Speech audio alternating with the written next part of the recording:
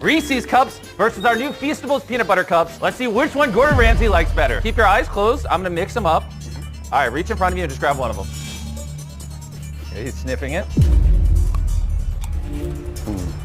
That smells rich. Super smooth. Now, try the other one. This is rough. Doesn't really taste like an authentic peanut butter. It's like dry on the palate and the chocolate's sort of disintegrating. By far, the one I'd go to again would be the first one. Oh, let's go. Thank you.